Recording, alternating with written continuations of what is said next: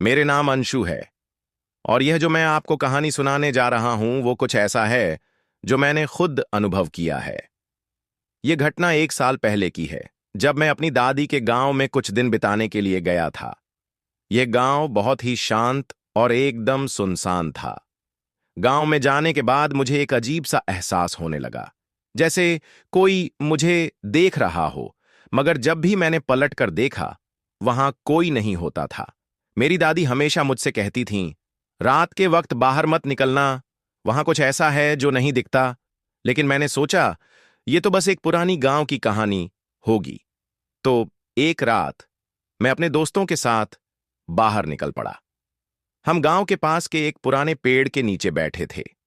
अचानक हवा की एक सर्द लहर आई और पेड़ की शाखाएं डरावनी तरीके से हिलने लगीं। मैंने फिर से सुनी आवाजें, जैसे किसी लड़की का हल्का सा गाना सुनाई दे रहा हो।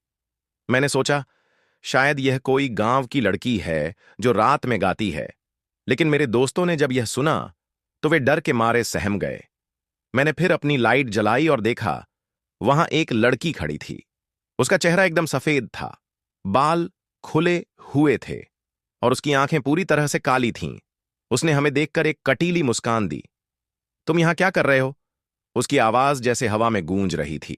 मैंने डरते हुए कहा, हम बस यहां बैठे थे, कुछ नहीं। वह हंसी और फिर अचानक गायब हो गई। हम सब बुरी तरह से डर गए और दौड़ते हुए घर की ओर भागे। लेकिन उस रात के बाद से वो लड़की हर रात मुझे सपनों में आने लगी।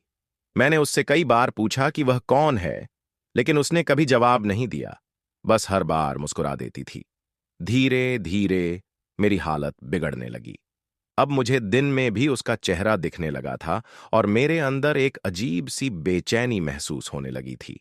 आखिरकार मैंने अपनी दादी से इस बारे में पूछा।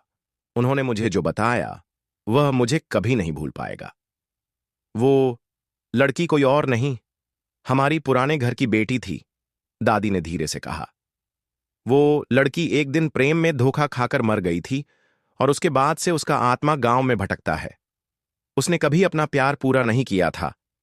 अब मुझे समझ में आया कि उस लड़की की आत्मा मेरी ओर क्यों आकर्षित हो रही थी। मैं पूरी रात सोचता रहा कि दादी ने जो कहा वह कितनी सच्चाई से भरा था। अब मुझे समझ में आने लगा था कि वह लड़की मुझे क्यों आ रही थी। शायद क्योंकि मैं भी किसी को दिल से चाहने वाला था और कभी उसका दिल नहीं जीता। दादी की बातें मुझे कहीं न कहीं खुद से जोड़ती सी लगीं। तभी मेरी आंखों के सामने उस लड़की का चेहरा फिर से आ गया। इस बार वो सिर्फ मुस्कुरा नहीं रही थी, बल्कि कुछ कहना चाह रही थी। क्या तुम मेरी मदद कर सकते हो? उसकी आवाज मेरे कानों में गूंजने लगी, जैसे किसी और ही दुनिया से आ रही हो। मैं कांपते हुए उसके सामने खड़ा था, लेकिन अब मुझे डर नहीं लग रहा था, बल्कि मैं उस लड़की की आत्मा की मदद करना चाहता था। अगली रात जब फिर से वही सर्द हवा चली और पेड़ की शाखाएं डरावनी तरीके से हिलने लगीं, तो मैं फिर से वही जगह पहुंच गया। इस बार अकेला, क्योंकि मेरे दोस्तों ने अब मुझसे दूरी बना ली थी। मुझे लगता था कि अगर मैं अकेला वहां गया तो शायद मैं उस आत्मा को शांत कर सकूंगा। पेड़ के नीचे खड़ा होकर मैंने आवाज दी, क्या तुम यहां हो? कुछ देर तक खामोशी रही, फिर वही लड़की मेरे सामने प्रकट हुई। उसका चेहरा अब कुछ कम डरावना लग रहा था, लेकिन उसकी आंखें अब भी पूरी तरह काली थीं। तुम्हें क्या चाहिए? मैंने डरते हुए पूछा। वह धीरे से बोली, मुझे अपना प्यार चाहिए, वह जिसे मैं खो चुकी हूं। मैंने थोड़ी सोचने के बाद कहा, तुम्हारे प्यार का नाम क्या था? उसने धीरे से एक नाम लिया जो मेरे दिल में गहरी छाप छोड़ गया। वह नाम उस गांव के ही एक लड़के का था, जो अब कई साल पहले इस दुनिया से जा चुका था। मैंने फिर दादी से यह नाम पूछा और दादी ने बताया कि वह लड़का वही था जिसने उस लड़की को धोखा दिया था। वह लड़की अपनी मौत के बाद भी उसी लड़के की यादों में बसी हुई थी और अब उसका आत्मा उसी लड़के की तलाश में भटकता था। अगर तुम उसकी आत्मा को शांति देना चाहते हो तो तुम दोनों के मिलन की कोई जगह खोजो, दादी ने मुझे सलाह दी। अब मुझे समझ में आ गया था कि वह आत्मा मुझे किसी खास कारण से आ रही थी और मैं उसके दर्द को समझने लगा था। अगली रात मैंने उस लड़की को वादा किया कि मैं उसे शांति दिलाऊंगा, लेकिन इसके लिए मुझे उस लड़के की आत्मा को भी शांति दिलानी थी। मैंने उस लड़की की आत्मा से वादा किया था और अब मुझे उसका दर्द समझ में आ रहा था। मुझे उसके लिए शांति लानी थी, लेकिन इसके लिए मुझे कुछ खास कदम उठाने थे। मैंने यह सब अपनी दादी से कहा और उन्होंने मुझे यह बताया कि उस लड़के की आत्मा, जो अब इस दुनिया में नहीं था, उस लड़की से जुड़ी हुई थी। तुम्हें उस लड़के की कब्र तक जाना होगा और वहां उसकी आत्मा को शांति देनी होगी। अगर वह आत्मा चैन से सोने लगी तो तुम्हें भी शांति मिलेगी, दादी ने कहा। मेरे अंदर एक नया साहस पैदा हुआ। अब मुझे डर नहीं लग रहा था, क्योंकि मुझे लगता था कि यह सब एक कारण से हो रहा था। मैं उस लड़के की कब्र तक जाने का निश्चय कर चुका था। अगली रात मैं अकेला ही उस कब्रिस्तान की ओर बढ़ने लगा। उस रात का माहौल कुछ अजीब था।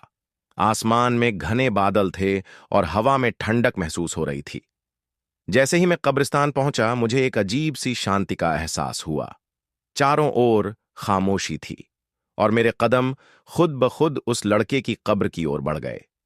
वह कब्र बिल्कुल साधारण थी, लेकिन वहां खड़े होकर मैंने एक दुआ की। मैंने उस लड़के की आत्मा से कहा, तुम्हारे द्वारा किया गया धोखा और तुम्हारी आत्मा की पीड़ा मुझे समझ में आई। अगर तुम सच में चाहते हो कि उस लड़की को शांति मिले, तो तुम्हें अपनी गलती का एहसास करना होगा और उसे मुक्त करना होगा। कुछ देर बाद मैंने महसूस किया कि जैसे हवा में कोई हलचल हो रही हो, और तभी उस लड़के की आत्मा ने मुझे अपनी उपस्थिति का एहसास कराया।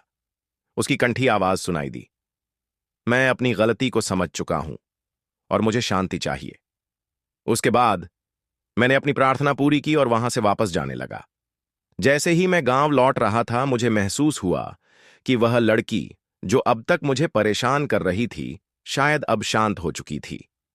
अगली सुबह मुझे वही लड़की मेरे सपने में आई। इस बार उसकी आंखें कुछ अलग थीं और उसका चेहरा हल्का सा शांत और खुश था। तुमने मुझे शांति दी, उसने कहा। अब मैं जा सकती हूं। मैंने महसूस किया कि उसकी आत्मा अब मुक्त हो चुकी थी। मैंने धन्यवाद कहा और उसकी मुस्कान के साथ उसकी छवि धीरे धीरे मिट गई। जब मैंने यह सब अपनी दादी को बताया, तो वह बहुत खुश हुई और बोली, तुमने एक बहुत बड़ी दुआ पूरी की है बेटा। अब वह लड़की और उस लड़के की आत्माएं शांति से रह सकती हैं। उस दिन के बाद से मुझे कभी भी वह लड़की मेरे सपनों में नहीं आई। गांव में सब कुछ सामान्य हो गया। अब जब भी मैं उस पुराने पेड़ के नीचे से गुजरता, मुझे कोई अजीब आवाज नहीं सुनाई देती थी और हवा भी अब शांत थी।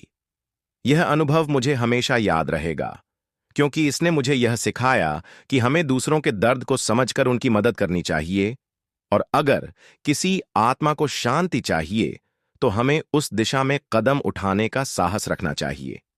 समय गुजरता गया और गांव में सब कुछ सामान्य हो गया, लेकिन एक बदलाव था जिसे मैंने महसूस किया। उस रात की घटना के बाद से मुझे अपनी जिंदगी में एक नई समझ और संतुलन महसूस होने लगा था।